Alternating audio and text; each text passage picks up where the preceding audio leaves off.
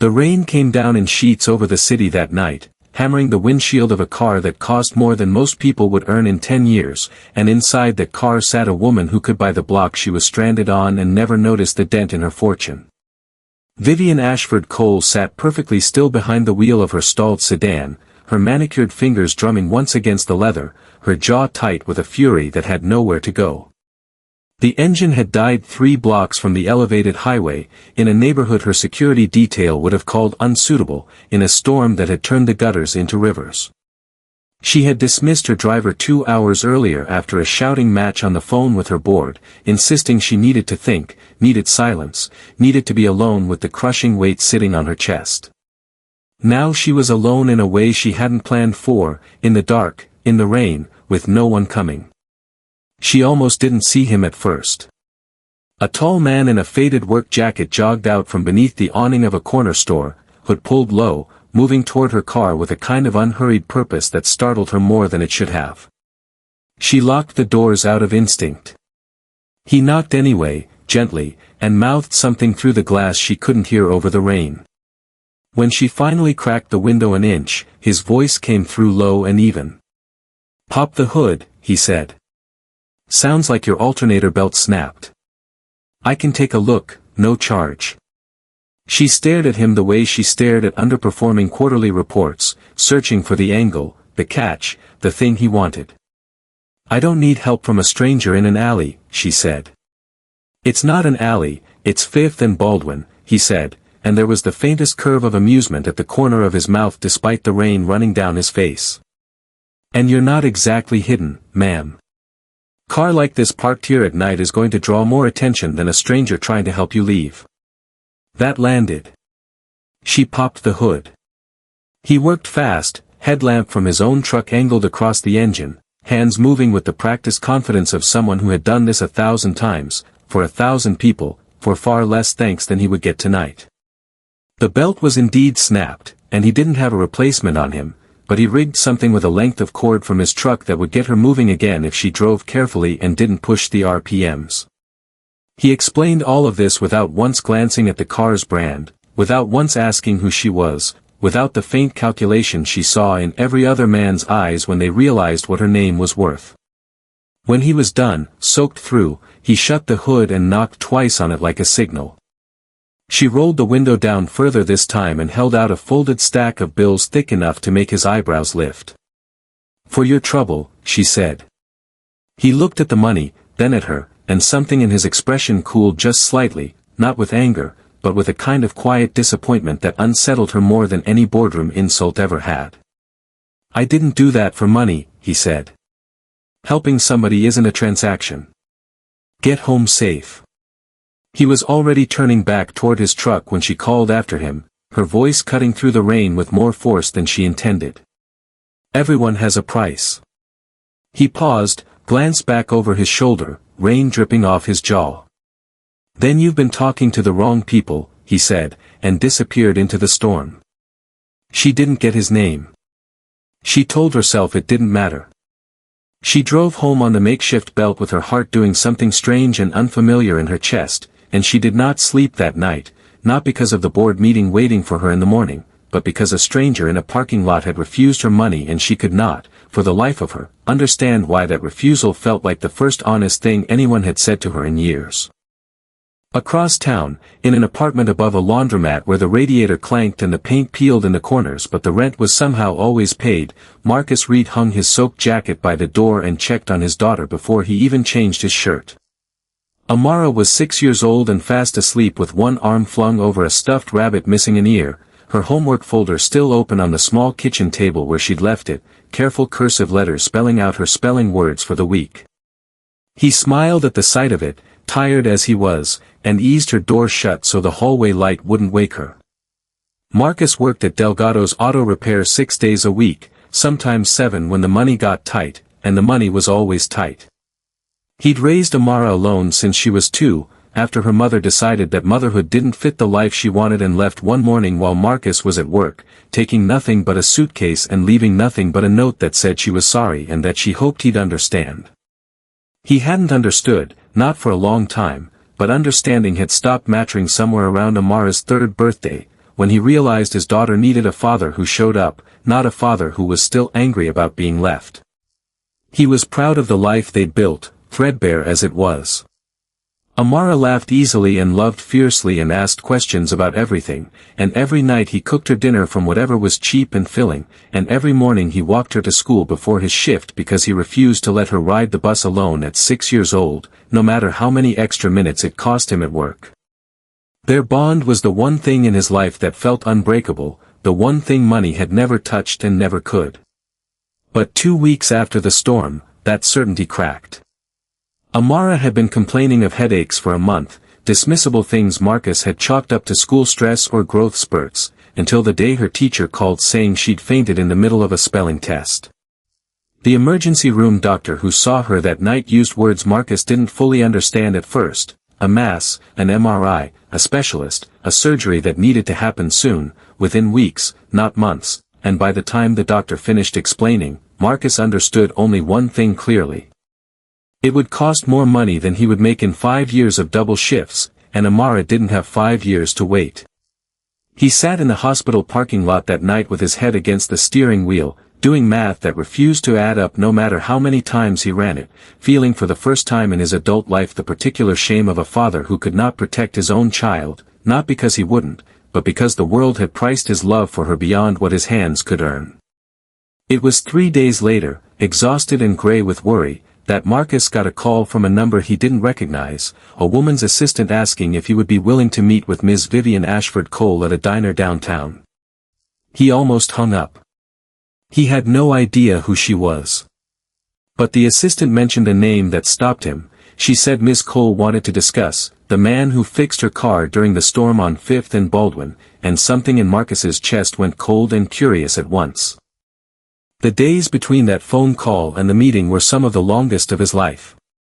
He sat by Amara's hospital bed each evening after his shift, holding her small hand while machines beeped steadily beside them, running numbers in his head that never once came out in his favor. He thought about asking his mother for help, but she was already stretched thin caring for his younger brother's kids. He thought about a second job, but there weren't enough hours in a day, and even if there were, the surgery needed to happen in weeks, not the months it would take him to save what was needed.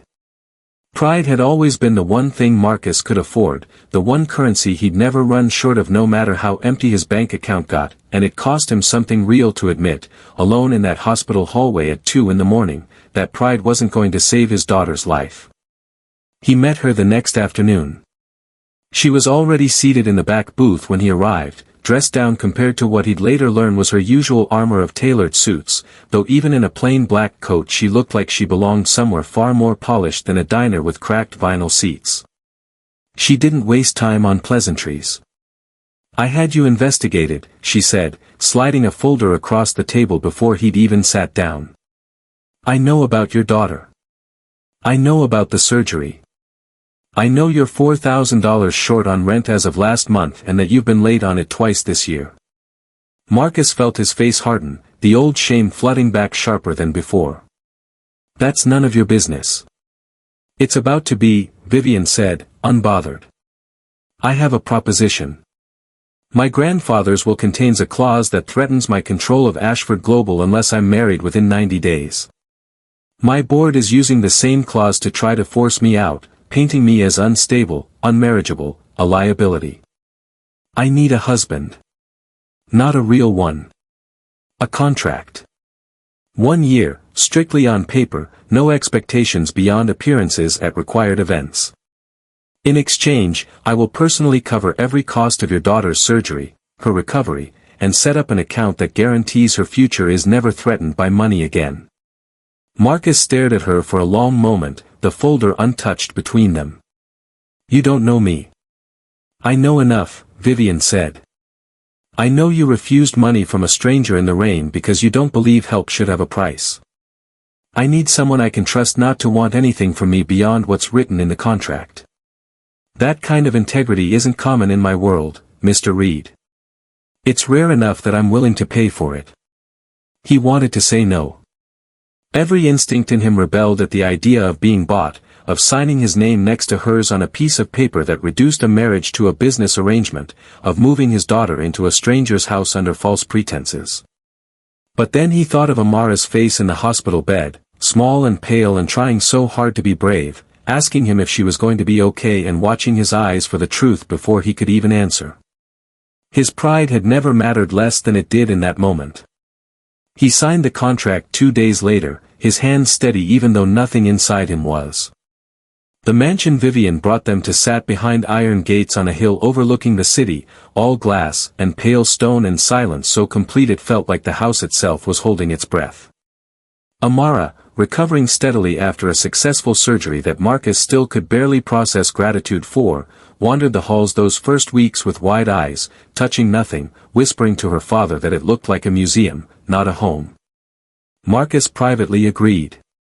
Everything gleamed. Nothing looked lived in. The household staff moved through the rooms like they were maintaining a monument rather than serving a family, and they eyed Marcus with a wariness he recognized from every wealthy establishment that had never expected someone like him to walk through its front door as anything other than the help. He clashed with them almost immediately. The head housekeeper insisted his meals be prepared by the kitchen staff. He insisted on cooking dinner himself most nights, saying it was the one part of the day he refused to give up, the 1 hour where he and Amara sat at a table together and talked about nothing important, which was somehow the most important part of his day. He did his own laundry, folded it himself in the enormous laundry room that looked like it had never been used, and ignored the pointed looks from staff who clearly found it strange that a man living in a mansion insisted on doing chores meant for people paid to do them for him. The head housekeeper, a stern woman named Constance who had run the household for over a decade, complained to Vivian more than once that the new arrangement was disruptive, that the staff didn't know their roles anymore with a man underfoot who refused to be served. Vivian found herself, to her own quiet surprise, defending him instead of correcting him, telling Constance that Mr. Reed could cook in his own kitchen however he pleased. Amara, for her part, adjusted the way children often do, faster than the adults around her and with far less ceremony. She missed their old apartment sometimes, she admitted to her father one night, missed the sound of the radiator clanking and the smell of the laundromat downstairs, but she also loved the garden behind the mansion, the koi pond she wasn't supposed to lean over but did anyway, and the quiet woman down the hall who Amara had decided, without asking anyone's permission, needed a friend. Vivian noticed. She said nothing about it at first, watching from the edges the way she watched everything, cataloging, assessing. But something about the sight of him at the stove in her pristine kitchen, sleeves rolled up, laughing at something Amara said while stirring a pot of something that smelled nothing like the food her chef prepared, unsettled the careful order she'd built her life around. It was Amara who broke through first, as children so often do without meaning to breach any walls at all. She wandered into Vivian's home office one afternoon while Marcus was on a call, drawn by the enormous windows and the view of the garden below, and instead of being shooed away, she was met with silence and a curious, guarded stare from the woman behind the desk. "Do you live here all by yourself?" Amara asked, climbing uninvited into the chair across from Vivian's desk, swinging her legs because they didn't reach the floor. "I have staff," Vivian said, which wasn't an answer, and even she seemed to know it. "That's not the same as somebody," Amara said, with the blunt wisdom only children have the courage to speak aloud. She slid off the chair and came around the desk instead, peering at the papers scattered across it, then at the blank sketchpad sitting untouched on the corner shelf. "Can I draw you something?" Vivian, who had not been asked such a small, harmless question in longer than she could remember, found herself nodding before she'd decided to. Amara drew for 20 minutes in careful, serious concentration, her tongue poking out the side of her mouth the way it did when she was focused, and when she finally slid the paper across the desk, Vivian looked down at a crayon drawing of 3 stick figures standing in front of a house with a bright yellow sun overhead, a man, a little girl, and a woman with long dark hair, all holding hands. "That's you," Amara said, pointing at the third figure. "You looked lonely. I thought you might want to be in a picture with people." Vivian didn't trust herself to speak for a moment. She had received elaborate gifts from suitors chasing her fortune, extravagant gestures designed entirely to extract something from her in return, and none of them had ever moved her the way this simple, crooked drawing did, offered by a child who wanted nothing from her at all except, perhaps, for her not to be lonely anymore. She thanked Amara quietly, and after the girl skipped off to find her father, Vivian sat alone with the drawing for a long time, something in her chest aching in a way she didn't have a word for. The real test came a month into the arrangement, at the Ashford Foundation's annual gala, an evening of old money and older grudges dressed up in tailored suits and diamond necklaces. Vivian had warned Marcus what to expect, had offered, carefully, so as not to wound his pride, to have a suit tailored for him by her own stylist. He declined, wearing instead the one good suit he owned, pressed and clean but unmistakably off the rack, a small detail that did not escape the notice of the room the moment they walked in together. Julian Vance found them within the first 20 minutes. He was a rival CEO who had circled Vivian's company for years, always looking for the crack that would let him force a merger on his terms, and the sudden appearance of a working-class husband struck him as exactly the crack he'd been waiting for. He approached with a glass of champagne and a smile that didn't reach his eyes, positioning himself in front of a small crowd before he spoke. "Marcus, is it?" Julian said, savoring the name like it was slightly distasteful in his mouth.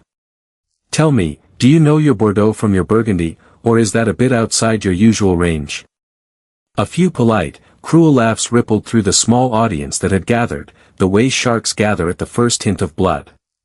Vivian's jaw tightened, and she opened her mouth to intervene, but Marcus was already answering, unbothered, his voice easy. "Can't say I do," Marcus said. "Never had much use for wine that costs more than my rent.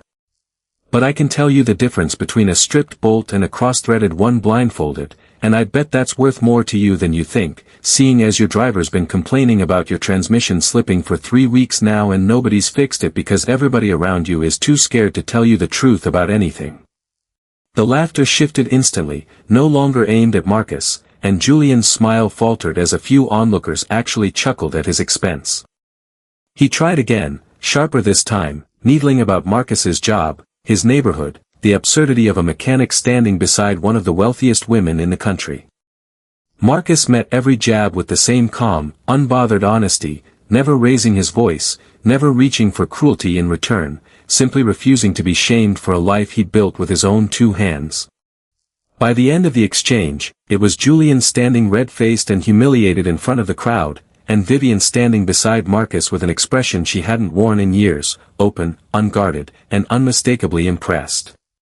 They left the gala earlier than planned, adrenaline still humming between them, and ended up in her kitchen near midnight, the cavernous room lit by nothing but the stove light while Marcus, still in his dress shirt with the sleeves rolled up, made them both grilled cheese sandwiches because it was the only thing he had energy left to cook and because, he said, some nights called for comfort food no matter what the address was. They talked for hours.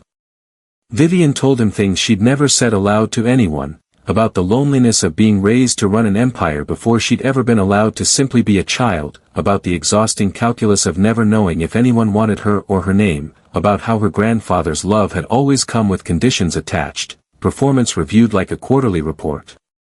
Marcus told her about Amara's mother leaving, about the shame that had nearly swallowed him whole in those first months of solo fatherhood, about the fear that never fully left him that he wasn't enough, that his daughter deserved a life he couldn't give her. "You gave her a life most kids would be lucky to have," Vivian said quietly. "She's the happiest child I've ever met." "She's happy because she's loved, not because she's got things," Marcus said.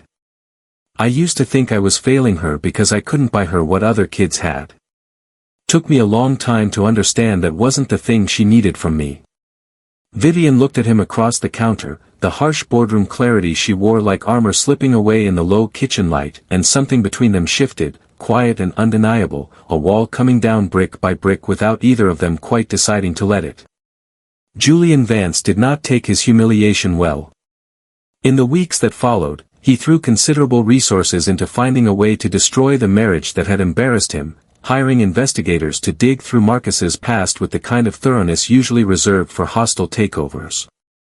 It didn't take them long to find her, Renee, Amara's mother, who had vanished from her daughter's life 4 years earlier and resurfaced now in a rundown apartment 2 states away, bitter and broke and easily persuaded when Julian's people arrived with an offer of money in exchange for one simple thing: come back, make noise, and threaten the marriage that stood between Julian and the company he wanted.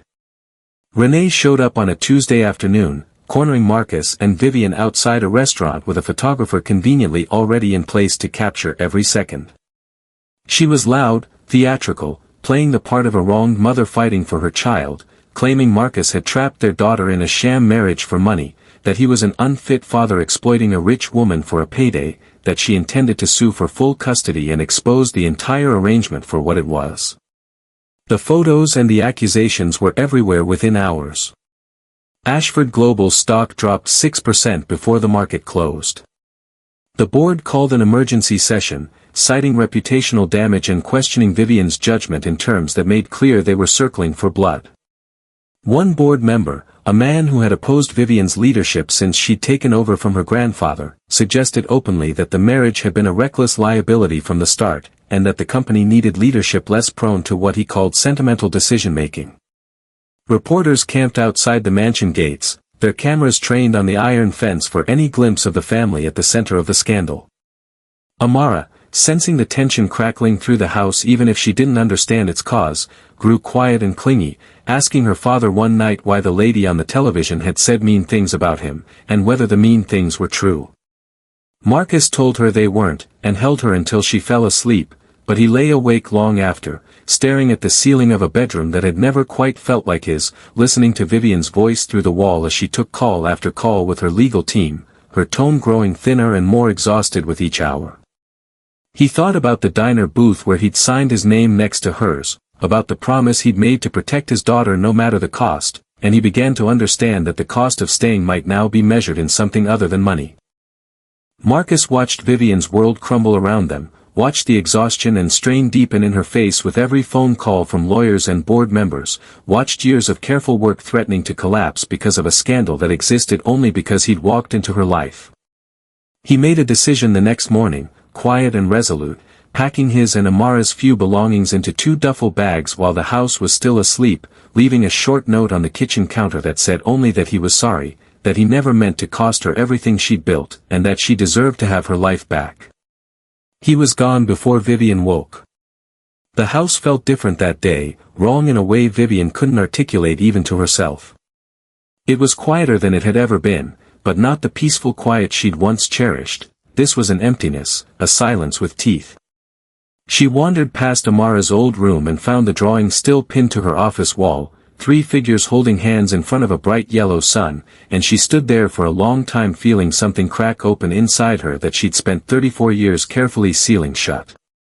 Her board meeting that afternoon was, by every external measure, a triumph.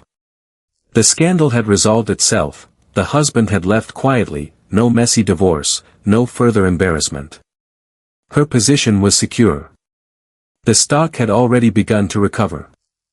She sat at the head of the boardroom table hearing every word of congratulation and felt nothing but a hollow, gutting ache, the recognition arriving slow and devastating that she had just won everything she'd been taught to want and lost the only thing that had ever made any of it feel worth having. That night, alone in the mansion for the first time since Marcus and Amara had arrived, she finally let herself cry, not the controlled, private tears she allowed herself once or twice a year behind locked doors, but something rawer, years of loneliness breaking loose all at once. And somewhere in the wreckage of that grief, her mind sharpened instead of dulling, the old instinct for finding leverage and truth rising up through the pain. She thought of Renee's sudden appearance, too convenient, too well-timed, too perfectly photographed. She thought of Julian's face at the gala, humiliated and furious. And she picked up her phone and called her head of legal at 11 at night, her voice steady for the first time all day. It took her legal team 3 days to unravel it completely. Renee had signed away all parental rights to Amara 2 years earlier, in a sealed filing traded for a one-time cash settlement Marcus hadn't even known about because Renee's lawyer had structured it to avoid notifying him. She'd had no legal standing to threaten custody at all, and any competent attorney would have exposed that within an hour, which meant someone with resources had orchestrated the entire confrontation to look convincing rather than legally sound. The financial trail led, after some digging through shell accounts and a nervous assistant willing to talk in exchange for immunity, directly to Julian Vance. Vivian read the final report standing in her office at 2 in the morning, and for the first time in weeks, the exhaustion in her chest gave way to something clean and purposeful. Marcus hadn't left because he didn't care about her. He'd left because he loved her enough to walk away from everything he wanted rather than watch her lose everything she'd built. Julian, in the days after Marcus left, believed he had already won. He gave interviews hinting at his own steadiness as a leader, positioned himself as the reasonable alternative to a CEO whose judgment had, in his words, become a liability to shareholders. He made the mistake of celebrating too early. He called a press conference 3 days later, framing himself as a concerned voice for corporate integrity, hinting at instability in Ashford Global's leadership, positioning himself as the steady hand major shareholders should consider backing instead. He was 2 sentences into his opening statement when Vivian walked in, unannounced, flanked by 2 attorneys and a folder thick with evidence, and the room's cameras swung toward her instead. She didn't raise her voice. She didn't need to. She laid out the timeline with the same cold precision she'd once used to dismantle underperforming executives, the payments, the dates, the sealed custody filing Renee's own signature had already invalidated, the messages between Julian's assistant and Renee's lawyer arranging the entire ambush outside the restaurant. She watched Julian's face drain of color in real time as reporters who had come to hear his statement began shouting questions at him instead, and by the time she left the podium, his career was already unraveling faster than hers ever had, the board that had once entertained his advances now scrambling to distance themselves entirely. She didn't stay to watch it finish. Her attorneys would handle the formal fallout, the statements to shareholders, the quiet calls to board members who had doubted her and would now scramble to pretend they hadn't. None of it mattered to her the way it once would have. She drove straight from the press conference to the address Marcus had left behind on his old lease, an address she'd known by heart since the night she had him investigated, though this time she went alone, no security, no assistant, no armor beyond the truth she'd finally found the courage to act on. The drive took 40 minutes through evening traffic, and she spent every one of them rehearsing what she might say and discarding it, because nothing she'd ever learned in a boardroom had prepared her for standing in front of someone and simply telling the truth about her own heart. Marcus opened the door in a plain t-shirt, surprise flickering across his face and then something more guarded, bracing for whatever consequence he assumed had finally caught up with him.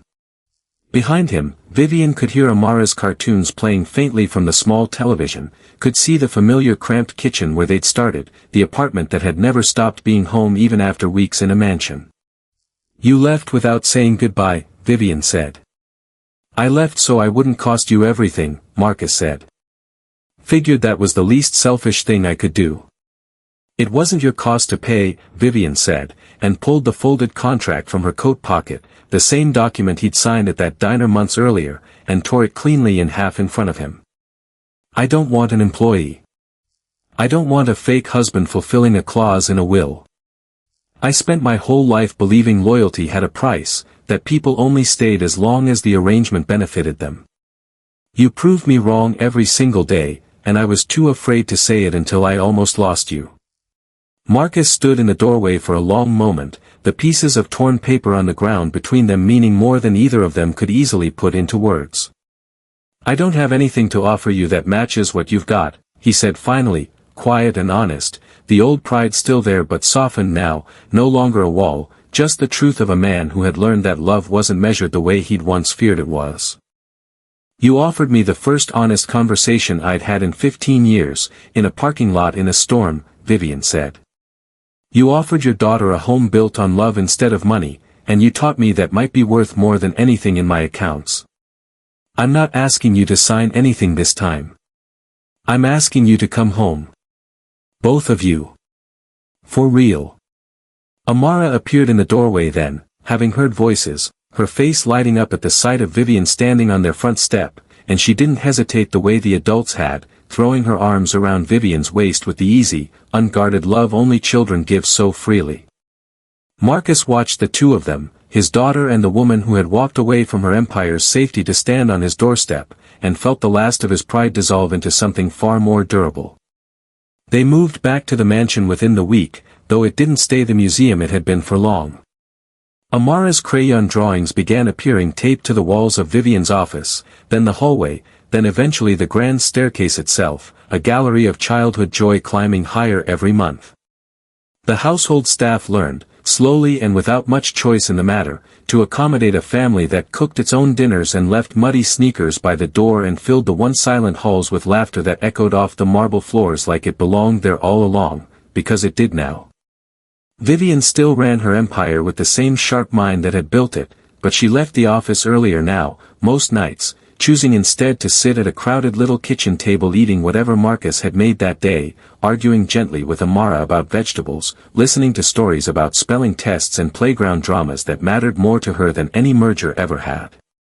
Marcus kept working at Delgado's for a while longer, not because he needed the money anymore, but because he needed the version of himself that job represented, the man who built things with his hands and never forgot where he came from, and Vivian never once asked him to give it up.